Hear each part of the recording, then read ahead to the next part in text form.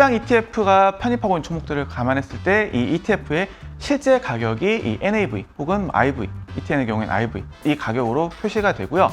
해당 가격에 가장 근접하게 매수를 하는 게 제 가격에 산다라고 표현을 할 수가 있을 것 같아요. 국내 같은 경우는 LP들, 유동성 공급자들이 있습니다. 시장 참여자들이 최대한 제 가격에 살 수 있도록 위아래로 매수 매도에 이 유동성 공급자들이 붙어 있는데, 유동성 공급자들의 경우에는 오전 동시효과 시간 8시 반부터 9시까지, 그리고 장 시작하고 9시 5분까지 장 마감 동시효과에는 들어오지 않아요. 그러다 보니까 해당 시간에는 우리 투자자분들의 어떤 실수라든가 뭐 주문 오류라든가 이런 것들에 대해서 가격이 급변을 할 수가 있습니다. 지금 보시면 지수 ETF 종가의 60% 폭등이라는 제목을 보실 수가 있어요. LP가 없는 시간에서 누군가가 투자자분들이 주문 실수를 한 거죠. 차트에서도 가끔 이런 것들이 보입니다. 지금 빨간색 동그라미로 쳐져 있는 부분들이 터무니없이 주가가 확 올라갔다가 내려가는 것들을 볼 수가 있는데, 해당 차트들은 주문 실수라든가 이런 것들이 발생을 한 거예요.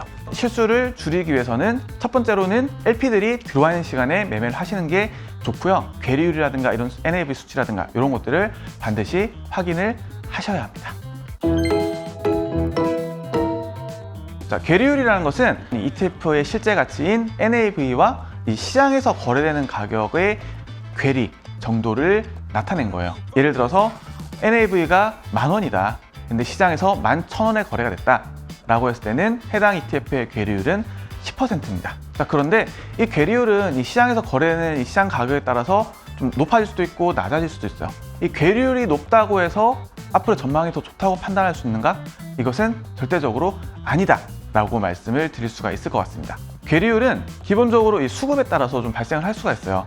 그래서 일시적인 어떤 수급 쏠림이라든가 뭐 LP들의 어떤 공급이라든가 이런 것들에 대해서 차이가 날 수가 있는 부분이고요. 2020년, 2021년 그때 한참 유가가 이제 급락을 하고 이제 급변동을 반복을 할 때 당시에 차트를 좀 가져왔는데요. 해당 ETN 같은 경우는 당시에 괴리율이 심할 때는 2000%가 넘게 났어요. 해당 ETN의 실제 가격이 100원인데 2,000원에서 거래가 되고 있다는 거죠. 자, 그러면 그 가격만큼 전망이 긍정적이었냐? 아니라는 겁니다. 그때 당시에 이제 일시적으로 좀 공급은 부족해지고 수급은 쏠리면서 굉장히 터무니없이 높은 가격에 거래가 된 거고요. 이후에 차트에서 보실 수 있는 것처럼 결국은 제 가격으로 찾아가는 모습을 볼 수가 있어요. 높은 가격에 사셨던 분들은 다들 손실을 보셨겠죠. 괴리율이라든가 이런 것들은 높다라고 해서 이 전망이 좋음을 반영한 것은 절대 아니고요. 이런 괴리율을 반드시 체크를 해야 한다라는 부분 말씀을 드리고 넘어가도록 하겠습니다. 해당 ETF의 가격은 여기 편입되어 있는 종목들의 가격을 반영하고 있다라고 생각을 하시면 돼요. 여기 ETF에 3개 종목이 편입되어 있다고 가정을 할게요.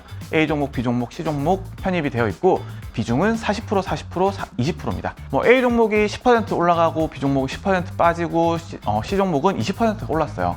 그러면 A 종목은 10%가 올랐는데 40% 비중을 차지하고 있으니까 4% 전체적으로 영향을 미치고요. 이런 식으로 다 더해보면 최종적으로는 4%가 올라간다. 편입하고 있는 종목들, 일반적인 이제 정방향 한 배짜리 ETF의 경우에는 편입하고 있는 종목의 가격이 비중에 비례해서 ETF 가격에 반영된다라고 생각을 해주시면 좋겠습니다.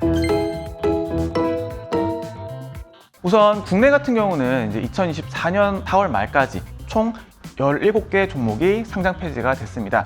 ETN의 경우에는 이제 만기가 있다 보니까 만기를 맞아서 상장 폐지된 종목이 거의 대부분이에요. 그리고 ETF의 경우에는 만기 매칭형 채권 ETF 같은 경우는 이제 만기를 맞이해서 상장 폐지가 됐고요.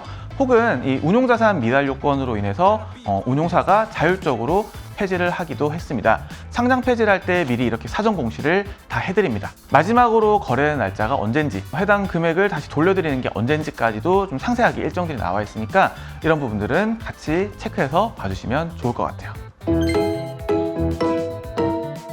ETF의 경우에는 이 상장일에 맞춰서 무작위로 발급이 되고, ETN의 경우에는 앞에 두 자리는 이 발행사 코드가 붙게 되고 뒤에 네 자리는 1년 번호가 붙게 되는구나 정도 기억을 해주시고요. 미국의 경우에는 운용사가 자율적으로 정하는데 ETF의 어떤 특색을 잘 살릴 수 있는 그런 것들이 있어요. 이거는 재미삼아서 보시면 좋을 것 같아서 몇 가지 사례를 정리를 했습니다. 첫 번째는 이 ETF의 투자 대상과 전략을 좀 살리는 ETF들인데, 대표적인 ETF인 SPY 티커를 가진 S&P 500 지수 ETF의 경우에는 S&P 500을 연상시키는 티커를 가지고 있고요. 이제 미국 인프라 테마 ETF인 티커로 이제 페이브의 경우에는 우리가 뭐 도로를 포장하다 이런 뜻이 있잖아요. 그리고 이제 금 ETF인 GLD, 티커인 ETF도 역시나 이제 골드를 연상시키는 그런 형태다라고 봐주시면 될 것 같고, 기존에 잘 알려진 ETF를 좀 활용을 해서 티커를 결정하는 경우들도 있어요. SPY 티커를 활용을 해서 S&P 500 내에서 성장주들을 편입하고 있는 ETF의 경우에는 이 성장주, 그로스를 따서 SPYG, 가치주 ETF의 경우에는 SPYV 이런 식으로 티커를 결정을 하고 있습니다. 티커만 보더라도 ETF의 특성을 어느 정도 좀 알 수 있다라는 것까지도 참고 삼아서 봐주시면 좋을 것 같습니다. 네, 이렇게 10개의 질문들에 대한 답변을 좀 정리를 해봤습니다. ETF 투자에 관심이 많으신 주린이 분들께 정말 도움이 됐으면 좋겠다라는 마음으로 좀 준비를 해봤고요. 앞으로도 더 좋은 콘텐츠로 찾아뵙겠습니다. 지금까지 시청해주신 모든 분들께 감사드립니다.